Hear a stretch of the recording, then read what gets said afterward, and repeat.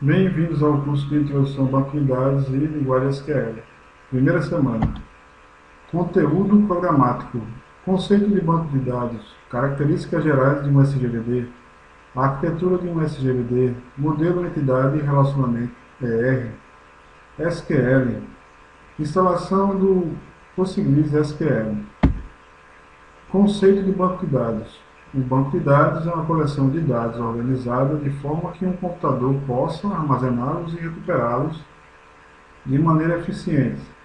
Sempre que for possível agrupar informações que se relacionam e tratam de um mesmo assunto, podemos dizer que temos um banco de dados.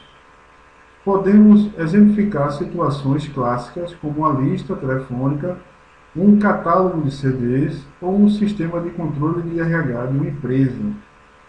Um banco de dados é criado e mantido através de um software de propósito geral chamado Sistema Gerenciador de Banco de Dados, ou SGBD. Características gerais de um SGBD. Um SGBD é um conjunto de programas que permitem armazenar, modificar e extrair dados de um banco, provendo para isso um ambiente que seja adequado e eficiente, retirando a responsabilidade do usuário fazer buscas ou manipular o banco diretamente. Suas funções tornam a consulta eficaz, garante que os dados estejam corretos com relação ao domínio especificado e implementam a segurança no acesso, na prevenção de falhas e evita conflitos de acesso simultâneo a dados por transações, bloqueando ou dando timestamp.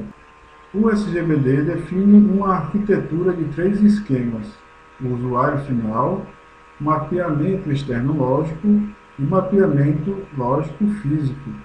Para que possa ser útil, o SGBD deve oferecer confiabilidade, integridade, segurança, visões, interface, interdependência de dados, autodescrição, concorrência, capacidade de rodar de forma distribuída e alta performance.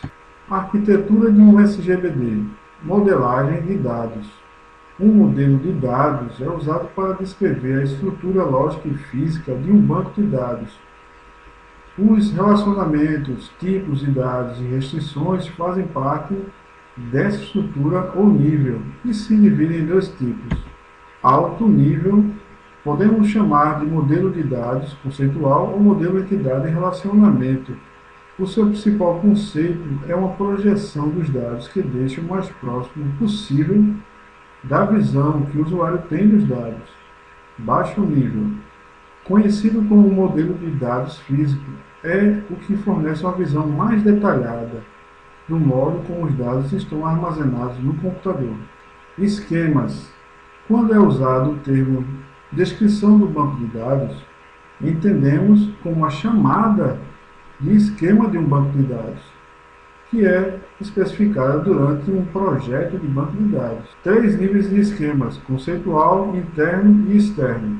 Esquema conceitual deve apresentar uma visão de alto nível do banco, independente da forma de armazenamento, refletindo apenas a semântica do empreendimento que está sendo modelado. Esquema interno. Obtém-se uma representação eficiente do esquema conceitual em termos dos métodos de acesso e estrutura de arquivos oferecidas pelo sistema de gerência de banco de dados. Visão especializada do banco para cada grupo de usuários do ponto de vista lógico. Instâncias. As instâncias são formadas quando dados são guardados no banco por um determinado tempo, sendo alteradas toda vez que uma alteração na base de dados é realizada. O SGBD garante que todas as instâncias satisfaçam ao esquema do banco de dados, respeitando sua estrutura e suas restrições. Modelo Entidade e Relacionamento ER. Introduzido em 1976 por Peter Chen, é a abordagem mais adotada para a modelagem conceitual de dados. Seu objetivo é facilitar o projeto do banco de dados, representando sua estrutura lógica. Modelo baseado na percepção do mundo real como um conjunto de objetos chamados entidades e pelo conjunto de relacionamento entre esses objetos. Estrutura-se em forma de tabelas bidimensionais com linhas e colunas. A manipulação destes dados faz-se de acordo com a teoria matemática das relações, a álgebra relacional.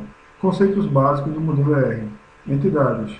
Objetos básicos do mundo real. Um conjunto de entidades agrupa entidades do mesmo tipo. Relacionamentos. Associação entre conjuntos de entidades. Atributos. Associados a entidades e a relacionamentos.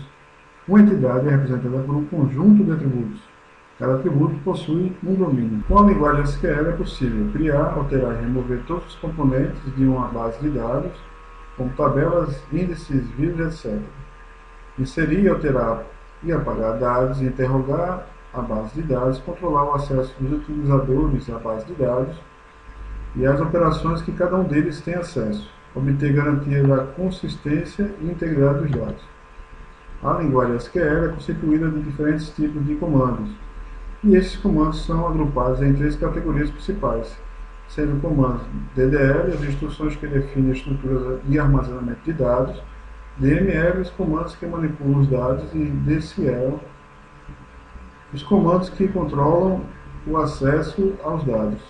Durante as atividades do dia a dia, você utilizará com mais frequência os comandos do tipo DDL e DML. DDL, quando você cria um banco de dados, ele inicialmente está vazio. Antes de começar a consultar e alterar dados, é preciso definir onde e como as informações serão gravadas dentro do banco de dados. Você cria diversas tabelas explicitando o tipo de dados em cada campo, as chaves estrangeiras, os índices, as regras. Esses comandos de criação e alteração de estruturas são os comandos de definição dos dados, pois define como os dados serão armazenados. Quando falamos em DDL, estamos falando de comandos do tipo create, alter ou drop, comandos que criam, alteram ou excluem objetos como tabelas, processos, índices e relacionamentos. DML. Depois que você criou suas tabelas, definiu relacionamentos, índices, etc., é hora de manipular seus dados. Os comandos SQL que manipulam dados são os populares select, insert, update e delete. Eles fazem parte do DML. DCL. Com um banco de dados pronto e rodando, é importante definir quem poderá acessá-los. Enfim, precisamos definir a segurança do seu banco. Os comandos responsáveis por essa segurança são DCL. Comandos como grant e revoke fazem parte desse grupo. Instalação do Postgres. Aqui abaixo mostra o link para download. Depois de baixar, você vai clicar no Setup para iniciar a instalação. Na tela de boas-vindas, você vai clicar em Next para iniciar. Nessa tela pode ser mudado o local onde vai ser instalado o Postgres. O padrão é na pasta de arquivo de programa, então clique em Next para continuar. Nesta tela a gente pode alterar o local onde vai ficar o arquivo físico do banco de dados. O padrão seria arquivo do banco de dados Postgres SQL 9.1/data. Clique em Next para continuar. É melhor deixar o estado. Nesta tela é importante onde precisamos digitar a senha padrão do Postgres. Marque em algum lugar e não se esqueça, porque sem essa senha você não vai conseguir acessar a base de dados. Digite a senha e clique no botão Next para continuar. Bom pessoal, nessa parte aqui é só clicar em Next para continuar. Ele só vai estar estendendo o banco. Aqui a configuração já está toda pronta, é só clicar em Next para continuar. Ele está terminando as últimas configurações. Aqui é só clicar em Finish para fechar o programa e fechar a instalação e iniciar o programa. Aqui já está o programa instalado. É só, se você digitou na área de trabalho um atalho, ele vai estar lá, Postgres. Senão você vai aqui, programa, todos os programas, Postgres e phadmin, que é Postgres Admin 3. Dá 2 cliques lá nele que ele vai executar o Postgres. Ele vai abrir aqui essa aba, essa tela. É só dar 2 cliques aqui no nome PostgreSQL, que ele vai solicitar a senha, aquela senha padrão que a gente digitou lá na hora da instalação. E aí ele vai abrir o programa já pronto para utilizar. Valeu, pessoal. Quando fizermos o programa em Java, vamos mostrar melhor o desempenho do programa. Vocês vão ver que é simples, muito fácil. Daí é só vocês seguir as aulas, que vocês vão ver que é tudo. Valeu, pessoal. Até a próxima aula. Acompanhem que vocês vão gostar.